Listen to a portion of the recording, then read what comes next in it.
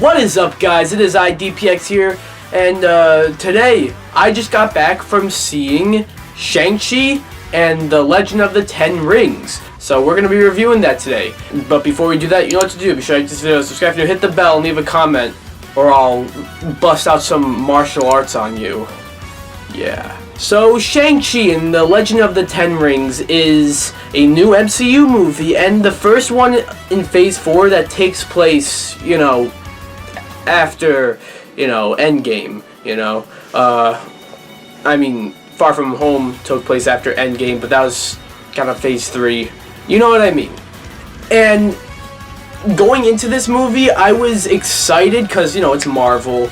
I also, martial arts movies are pretty cool, but, I'm not too familiar with Shang-Chi in the comics. In fact, when they announced this movie, I didn't know who Shang-Chi was. I had no idea who he was. And on top of that, I wasn't too familiar with a lot of the actors in this. So yeah, there's a lot of me not knowing going into this movie. But I just want to say this movie's awesome. This movie is so entertaining. It's like a mix of a family drama, a martial arts movie, and then it's like an MCU movie. And that's sort of a problem, not in the, it mixes well, but, there's a lot of, this is usual for MCU movies, there's a lot of MCU-isms in here. It didn't bother me too much, but, it was definitely there, alright? That is definitely something you should, know, because there's a lot of obvious CGI stuff, obvious green screen, and they're forced in jokes. But other than that, and a few little pacing issues. They didn't get too bad, but there are a few pacing issues, especially in the beginning I felt was kind of slow, but then later on it was really good, although later on it might have even been a little too fast, but still, this movie was awesome. Where do I begin? Simu Liu, I don't know if I'm saying his name right, apologies, but he plays Shang-Chi in this movie, and he's awesome. I'm not too familiar with him at all. I don't actually know of anything else he's been in. But if he's anything like this, because he's really good in this movie. So I think he's definitely, he's a really good actor if he's anything like this and anything else he's been in. And Awkwafina is also really good. She sort of just plays herself, and it works. Because you kind of got your comedic side character in a way, but also it's not doesn't get too annoying. Obviously it's the MCU humor that is somewhat out of place at times. That's usual.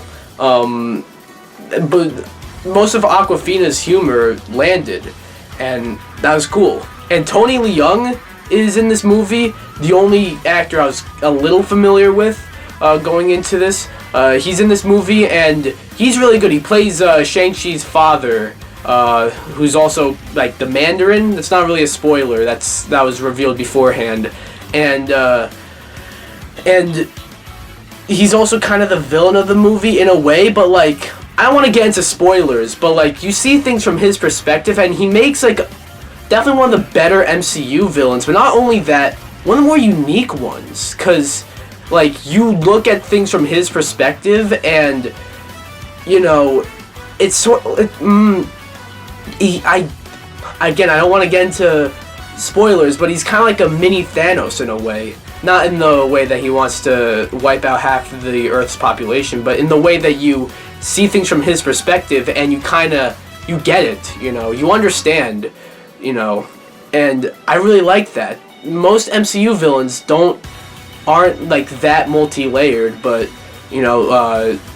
this movie's Mandarin is. Also, the action sequences, while maybe getting a little distracting when you realize it's not actually happening, but the action sequences are so much fun. This might have some of the best action I've seen this year, and yeah, it's really awesome.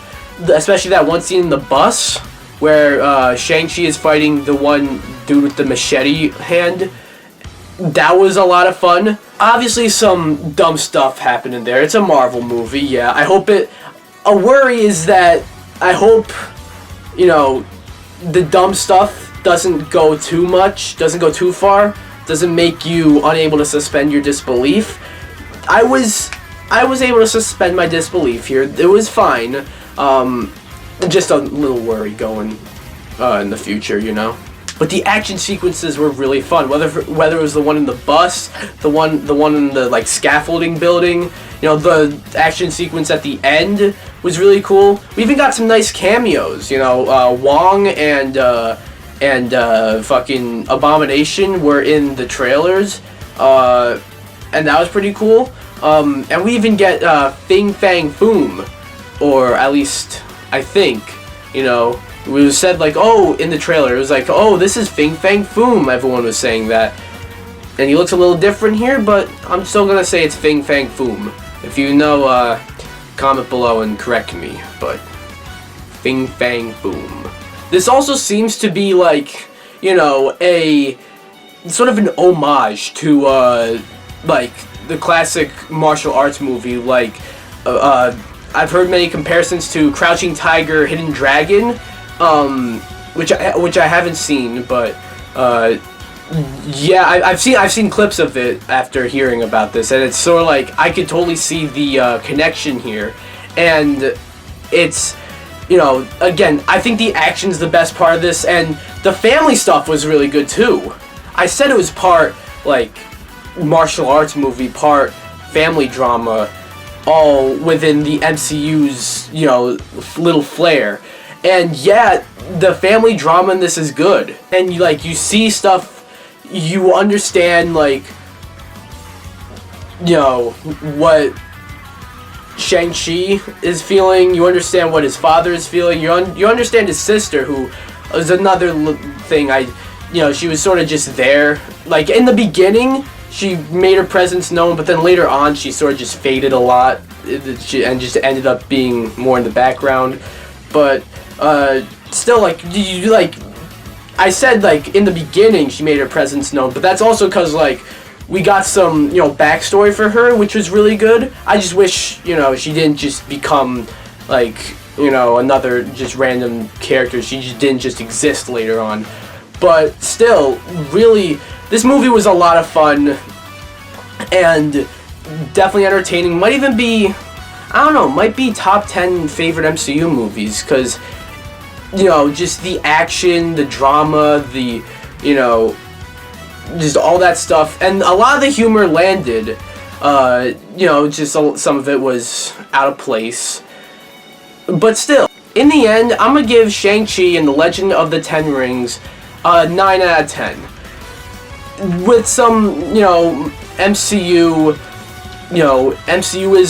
that don't really work well in the movie, and then also, you know, sort of the Shang-Chi's sister being a little forgettable, and also some minor pacing issues. This movie's definitely worth a watch. If you like the MCU, if you like, you know, martial arts movies, or if you were just interested in this movie. You know, you don't need to watch the other MCU movies to watch this, which is cool. Oh yeah, and there are 2 after credit scenes. Both of them are really, really good.